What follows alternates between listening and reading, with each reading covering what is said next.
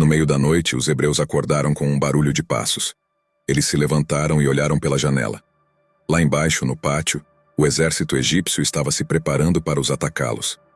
Como Moisés, um homem simples, conseguiu libertar os hebreus do Egito, um poderoso império.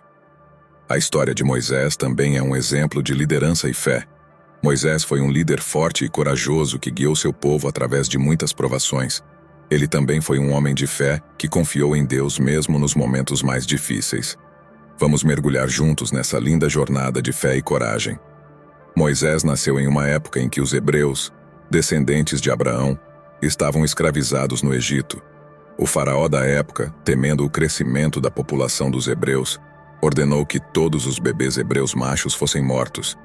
Mas a mãe de Moisés, Joquebede, decidiu salvar seu filho.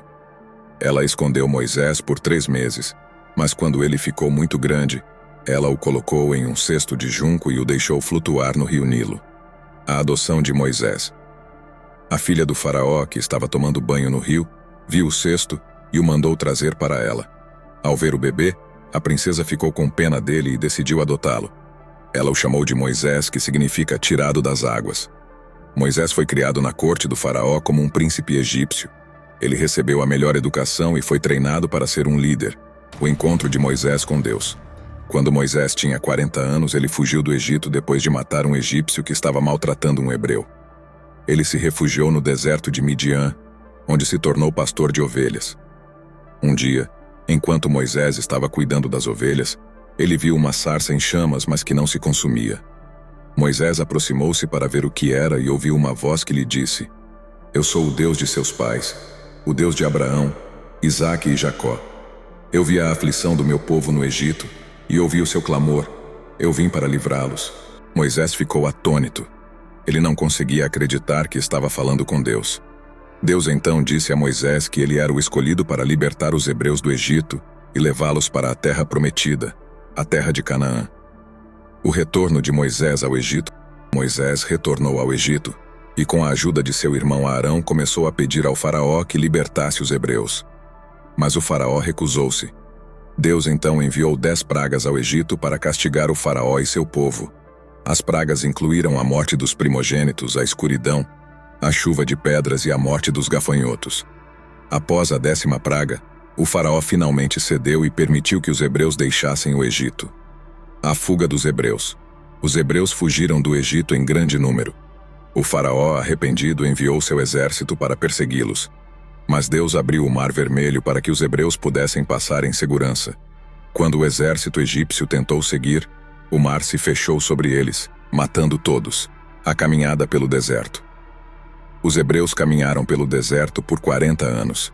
Durante esse tempo, Deus os guiou e os sustentou.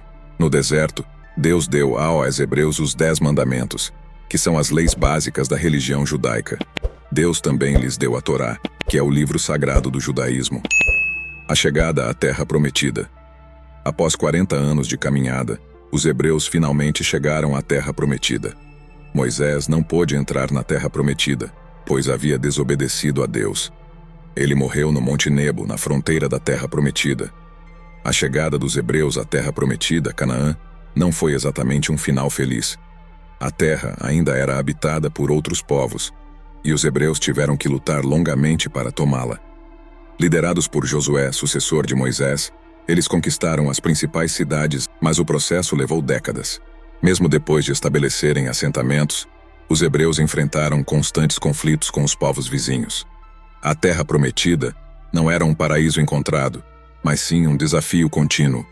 No entanto, eles perseveraram, construíram a sua nação e mantiveram a sua fé. Durante muitos séculos, os hebreus viveram como um reino unificado, com reis de linhagem davídica.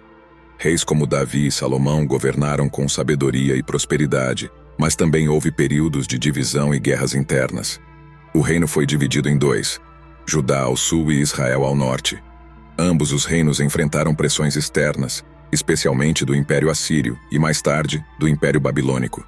Em 586 a.C., Jerusalém, a capital de Judá, foi destruída pelos babilônios. O templo sagrado construído por Salomão foi reduzido a escombros. Os hebreus foram levados para o exílio na Babilônia. O exílio durou cerca de 50 anos. Mas mesmo longe de sua terra, os hebreus mantiveram a sua identidade e a sua fé. Eles estudaram a Torá, celebraram os seus rituais e sonharam com o dia em que pudessem retornar a Canaã. Em 538 a.C., o Império Persa conquistou a Babilônia e permitiu que os hebreus retornassem a Jerusalém. Eles reconstruíram o templo sagrado e começaram a reedificar a sua nação. Apesar dos desafios, os hebreus persistiram. Eles se tornaram conhecidos como judeus e a sua religião como judaísmo. O judaísmo teve uma profunda influência sobre o cristianismo e o islamismo, que surgiram posteriormente. A história de Moisés e a libertação do Egito continuam a ser uma fonte de inspiração e esperança para o povo judeu e para o mundo todo. Ela nos lembra que mesmo diante das maiores dificuldades, a fé e a coragem podem nos levar à liberdade e à terra prometida. A jornada do povo judeu, iniciada com a fuga do Egito sob a liderança de Moisés, continua até hoje. É uma história de resiliência, fé e adaptação que nos ensina sobre o poder da comunidade e a importância de preservar as tradições.